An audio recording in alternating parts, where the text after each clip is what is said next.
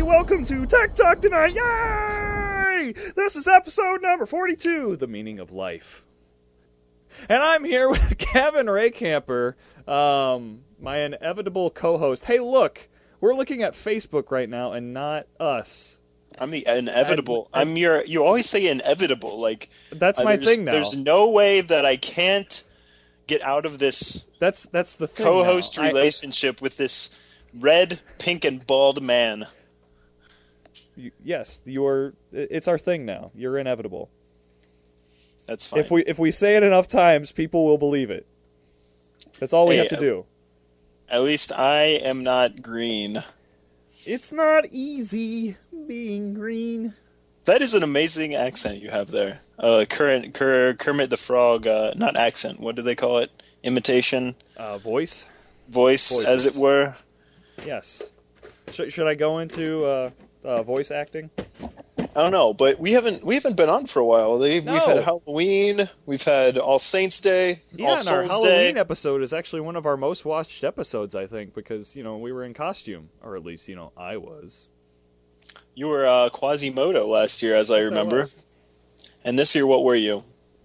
I was Kermit the Frog. Well, actually, I was Kermit the Frog's voice. You were Jim Carrey. I was Jim Henson. I won't even say what I think of you right now, because Gavin doesn't like the Muppets, because Gavin hates everything. No, I love everything. Doug points out that you are in costume, and you have a sweet fake nose on. Thank you. I've always been complimented on my nose and its long hookiness that it portrays. Thanks for that, Baldy. Sorry, what? I didn't say anything. What's going on up there? I heard you had a busy day today and all. Yeah, well, I mean, in my day job, we've been working on the Cadillac mobile site, like what you see when you go to Cadillac.com on your iPhone or your Android, and that went live today, so everybody should check that out. It's pretty sweet. Wait, you're saying I can view this from my phone? Yeah, go to Cadillac.com or m.cadillac.com. Interesting. But other than that, there's been some tech news this week. What have you been up to down in Highland?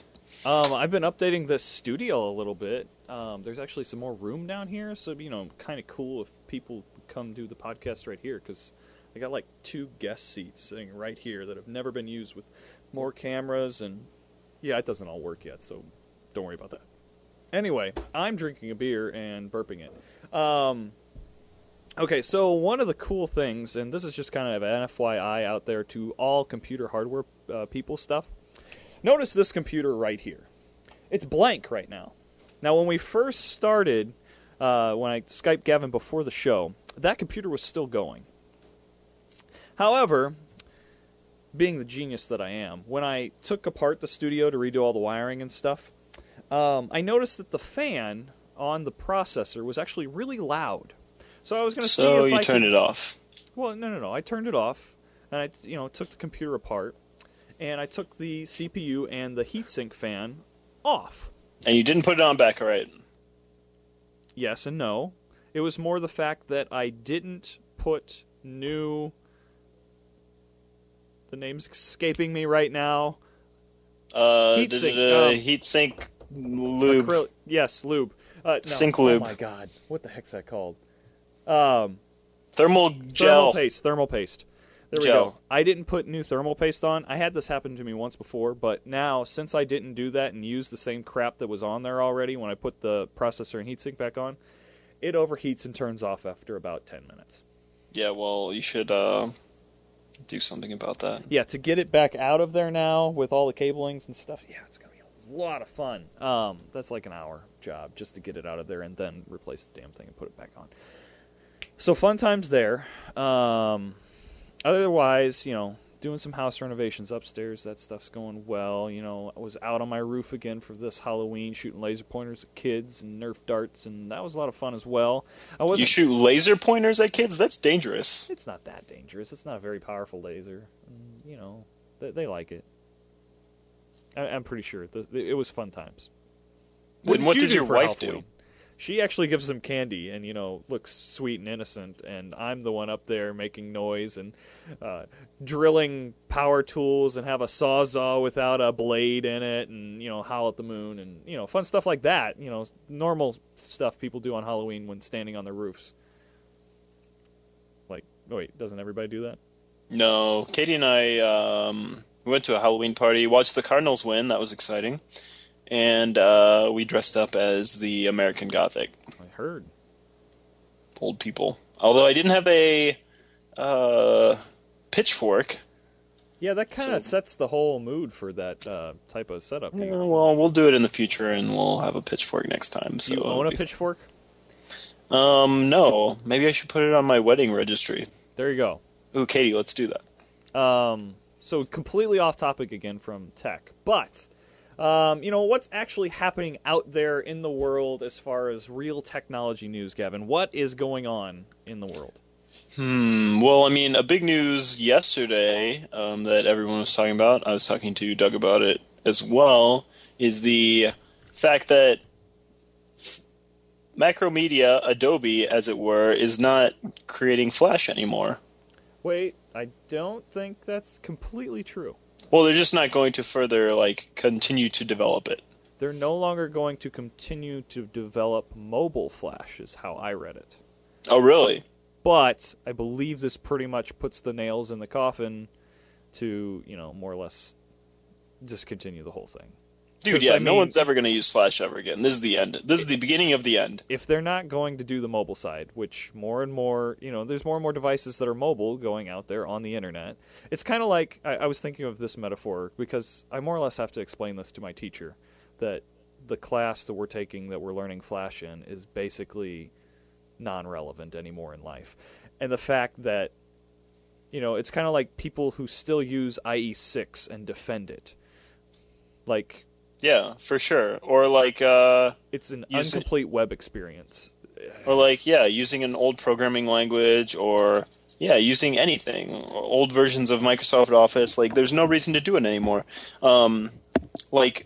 Steve Jobs, about a year or two ago, I don't know, published his infamous letter talking about how Flash should not, the reasons why they didn't put Flash on the iPhone and why they're not going to do it, even if it were possible, they were not going to do it. And turns out he was right.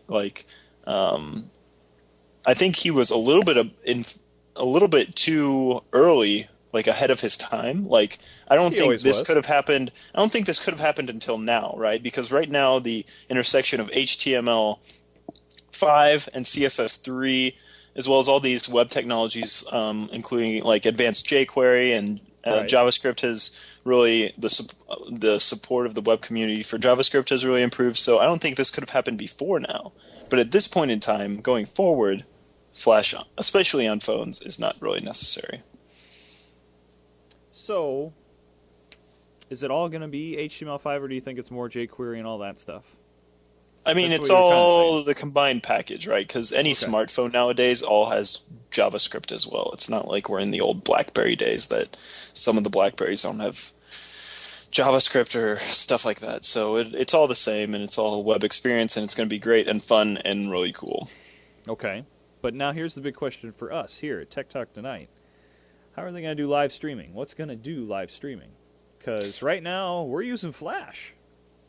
There are ways to do non-Flash live streaming using the HTML5 video tags, I believe. Who's doing that? Is there any things out there? See, that's what I think YouTube is holding out for. They have toyed with the whole live streaming thing before. They've even allowed. Wait, whoa! YouTube has an HTML5 player for regular videos. Yes, for regular videos, but they're trying to get into streaming as well. It's the same thing. To mind is the Make Magazine. They do a DIY video podcast, and they were one of the first ones that YouTube allowed to stream, live stream. So I don't know how that worked because, we didn't get the special little invite to use YouTube's live streaming stuff. I mean, it'll for sure work. There will be a solution, a non-Flash solution to stream live. That's just coming down the pike. That's no big deal. MBD. I'm hoping for it. Is Silverlight now? Silverlight's kind of a whole Microsoft thing, and it's kind of like Flash and everything. Do you think it's completely gone too? The article you sent said both Flash and Silverlight, but I didn't see too much in the article about Silverlight. Yeah, the same day Silverlight was announced that they're pretty much ending their time after the next release or something. So Silverlight's dead too. The only way, essentially, Microsoft was trying to buy themselves into the market when they did the whole Olympics thing. I think in '08, Yep. all the Olympics coverage was on Silverlight. Well, it was just one website, or just one. Is it NBC that gets the Olympics? Yeah. So I mean, think they it was were just their website that was doing all Silverlight streaming and stuff. yeah, so. and Microsoft bought them out to do that. But I mean, that was a bad. Well, it's I mean, MSNBC, isn't it? Well, actually, it's not. They're not owned by Microsoft or anything like that. It was originally MSNBC, and there was a partnership there, but there's actually no financial connection on that anymore. Gotcha. But that being said, they did buy themselves into that, and they did try some things over the years. But I mean, no one uses Silverlight. It's that Silverlight's more dead than Flash. I'm building a Silverlight server at work right now. It's one of our ongoing projects that we're trying to roll out. Why would you do that? Was it my choice? Man. So What else yeah. what else happened? Let's move on. School, Flash, work, Silverlight. My day's been great. Have you been using Pinterest, I mean? I got my invite and signed up for it right here on the show, but man, I really just don't want to use that much. Why not? I don't know. Did you check out my pizza board? I saw pizza, and it's a big picture, a big page of different pictures of pizza. Yeah, it's sweet. But I mean, I can go to Google and type in pizza images and kind of yeah, get but the they're same not all thing. cute and awesome and yummy. So, how can Pinterest help me? I mean, You're helping Pinterest by creating a pizza board. How does Pinterest help me? it helps you find cool things online and you can replicate them. It's sort of like bookmarks, sort of. A lot of people use them for like projects they want to do. So like Katie will like pin like maybe like some sewing things that she wants to do someday in the future. Or like house ideas, or Katie and I used it for our engagement photos. We like pinned a bunch of examples of what we want in our engagement photos, and then we had like a good like sampling of, hey, maybe these are some ideas. But it's just photos, right? It's photos, and I believe there can be some animations, but you don't really see too many of those. Okay, how is this different than we just a few weeks ago created Reddit, yes, I said it right, /r/Tech Talk Tonight. Now, on there, we can post, it's kind of like a forum set up to where we can post images, we can post text, we can post the whole gamut. I mean, stuff. it's essentially the same, except Pinterest looks better. Okay. So and like you like repin things, so it's it a like stylistic thing. Well, there's a concept of repinning, which is basically like retweeting, sort of. But so it like it's from someone, but it's also on yours, and people can retweet it from you. So it's like a sense of ownership. It's not exactly the same, and it's more stylistic. It's more hip for like girls, basically. Have you ever been to DeviantArt.com? I have. That's too emo, though. It is Pinterest very is emo. less emo and more like more cute and fun. Okay. DeviantArt's Katie been says around Pinterest. a long time, though. Katie says Reddit is for shady, geeky people, and Pinterest is for nice people. I can probably agree with that quite a bit, to be honest. Pinterest. I mean, Reddit is trendy. Reddit is pretty funny, but it is pretty mean. Yeah, it's true. Yeah. What else was new? Google Plus is finally came out with corporate profiles. So right now I've only created the Slim Productions page, but really, who's using Google Plus? I've been the big advocate for it, but I just don't update it. There was an interesting article I read today on the New York Times about how everyone is saying Google Plus is dead, but because the fact that Google has baked it into everything that they have. Right. For example, Google I still Plus plus one buttons everything. Google Plus buttons on like Google searches and Google Plus buttons on Google Reader. Right. They're saying that like saying Google Plus is dead is like saying Google Plus is dead, but saying that Google is still good is saying that like the iOS 5 is dead, but the iPhone is still good. Right. Okay. Because basically, if you're using Google, they're forcing you to use Google Plus, and that's why it's not going to die. Yeah, and that's kind of what they were saying when people were first signing up for Google Plus. Is like, or to the Facebook people, and it was kind of like, it's not like you need to join Google Plus. You're already there. They're just taking everything that you've been using Google and stuff for, especially if you've been using Gmail or use Buzz for a short time, which is going away finally, I believe. They're completely discontinuing it. But you're already there. All your information's already out there on the web, and they already know everything about you probably better than you know yourself. Because, they have that kind of data and power. Scary, but, hey, do no evil, as their motto Speaking says. of scary, my iPhone died while I was doing the update this evening. Uh-oh. And your iPhone is a iPhone 4? iPhone 4 running iOS 5.0.0. I was upgrading to 5.0.1, and it did the whole crash thing, and I had to restore it to the original and then restore a backup. It looks like it worked pretty well. The only downside that I saw was that like any data that is stored in apps, for example, like my podcasting app has a bunch of MP3s stored with it. Right. I have to like re-download all of those. Did you play many games? I do. I play like Words with Friends. That was all still there. Angry Birds. That's kind of cloud-based. Any games... Well, okay, Angry Birds. That stores your save file locally, doesn't it? Well, I think it all connects to Game Center nowadays, doesn't it? Oh, you might be right. Plus, it's all in the backup. Yeah, all my games are still here, so... What about... You don't play Tiny Tower, do you? No.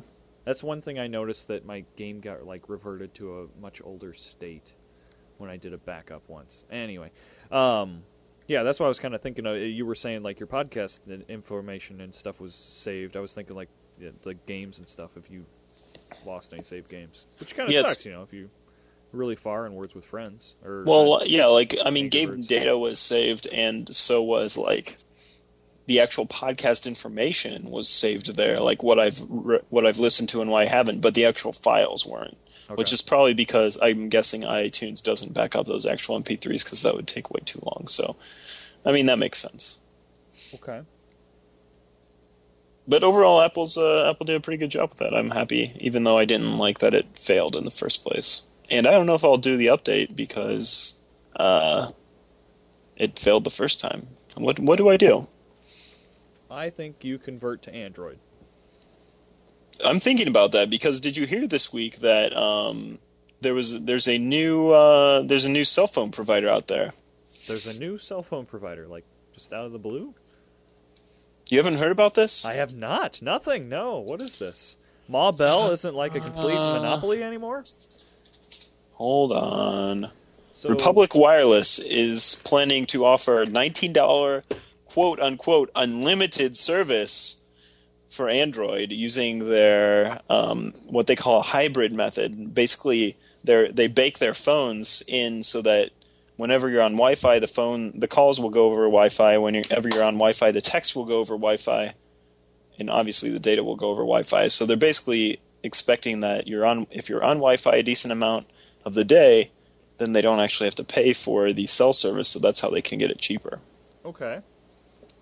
And Android phones are probably the only ones that are doing that right now. You can actually make the calls through Wi-Fi connections and stuff? Well, yeah, you have to use their specific Android. They only have one phone that you can buy using their Android. But, for $19 a month, it's nothing to scoff at. The problem is that, Okay, Braden, can we please open yet another edition of What Grinds Gavin's Gears? Hey, everybody, it's a time again for What Grinds Gavin's Gears, everybody. Hey, Gavin, what grinds your gears? Okay, so what makes cell phone providers think that they can just use the word unlimited all willy-nilly? Literally every single time that a cell phone provider says unlimited, it's not actually unlimited.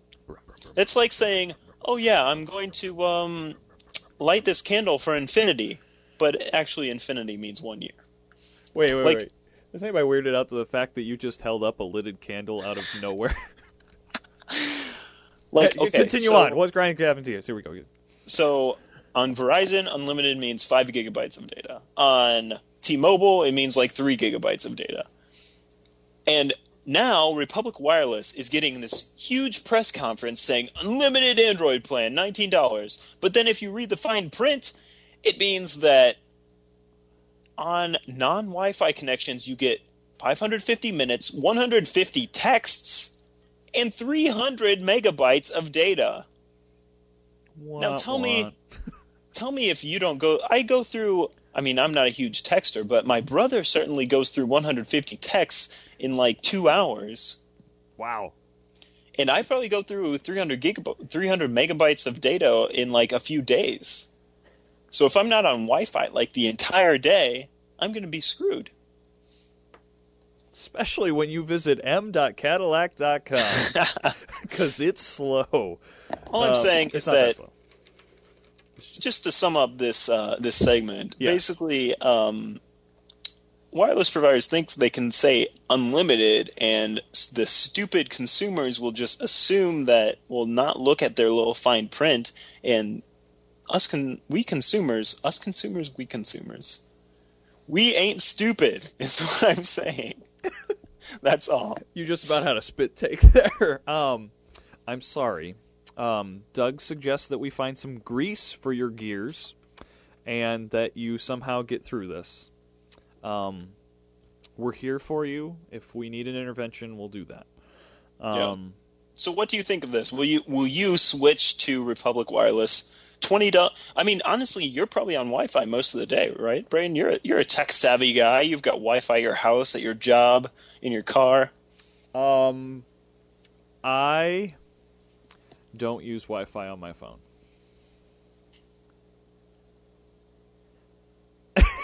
Speechless. I just Why don't you use Wi-Fi on your phone? See, that's the thing about Android. Android does not switch very easily to Wi-Fi. True. Actually, if you bring up the little widget, you can just flip it on and off pretty quick. Actually, the reason that I keep the Wi-Fi off pretty much all the time right now is my battery life sucks. Now, and that actually saves the battery? Yeah. Turning the Wi-Fi off, the Bluetooth off, not having sync on, but I've really kind of needed sync lately, especially with emails. So sync is like the one thing that I leave on, but everything else I turn off. I turn the screen all the way down, and I get good. It's a good day if it lasts me all the way through work. See, that's horrible. See, that's what makes the iPhone better. Okay, well, maybe that's something. But Doug's saying the exact same thing. He turns off Wi-Fi to save the battery. I don't think that should be something you have to worry about. Like, I leave my Wi-Fi on all the time. The iPhone automatically connects or disconnects. It's a seamless experience. It works well. I mean, Apple really knows what they're doing when it comes to iPhones. Hey, I'd love for it to be on, but, if I want my phone to last and not have to have it plugged into the charger all the time, it's time for a phone upgrade. I mean, our 2-year contract is actually, I think it was up in October, so we're just kind of sitting around. We're probably all getting new phones for Christmas and stuff, so, Well, you can switch to Republic Wireless at that time. We could, but right now we're locked into a pretty sweet family deal since, we're still with my parents on the family plan, and... Oh, you're still family there. We're still family. It works out, and we don't have to pay a hell of a lot. I don't even remember what the bill is that much. I think we only pretty much pay $20 a month for both me and Andrea's phones. And really, that's really good. Because I mean, Republic Wireless would be more than that, right? Right. $20 per handset. So. Yes. Anyway, that concludes that concludes the taking advantage of companies' policies section. Yes. I just failed that joke. Is that a section? Is this even a podcast anymore? No, well, that's the end. Just shut it down. Get me out of here. Turn the lights off. Shut the door when you leave. Chat room, thank you for being here. You are always helpful, even if it is just 4 of us. Oh, on-screen text. I love that guy out in the chat room. On-screen text, he's my favorite. Next to Doug and Katie. We lost. No, Katie's at the top. Yes. Katie's just asleep. Thank everybody else for watching. I'm sure when everybody else watches this on YouTube and makes it all the way to the end of the YouTube episode and watches this very part right here, I want to thank them. Because, hey, you put beers in my fridge. Everybody go to moderndreydrumline.com, Doug says. moderndreydrumline.com. Everyone visit, what's a weird website of mine? drumlinemusicarchive.net. If we're going to go with weird things, how about a random thing to sign up for? Like, we're always signing up for different new websites or whatever because they promise a new thing. Go on empireavenue.com and join... No, you did this a year ago. I will not allow you to pimp this. I just started this today, though. There's a company for Tech Talk Tonight now on Empire Avenue. Or I forget what... It's a community. They call them communities. Okay. It's not that bad. It's a game. It's social media. I don't really know what it is. I go and spend my little Eve points that they give me about once a week. So wait, how much do you get from it? What do you get? Eve points? It's like their score stuff. So do you get like real life things like buy candles and gifts and toilet paper? No. Oh. Sorry. Well then, go to twitter.com/GavinR. You're still on Twitter? I am at Braden H. You can also follow at TechTalkTonight.com. Or, hey, just follow at Slim Productions. Because this is still a Slim production, right? I think. We need to, like, structure this whole thing someday. We'll do that. Yeah, that's about it. Thank you for joining us. Bye, everybody. See you next Wednesday.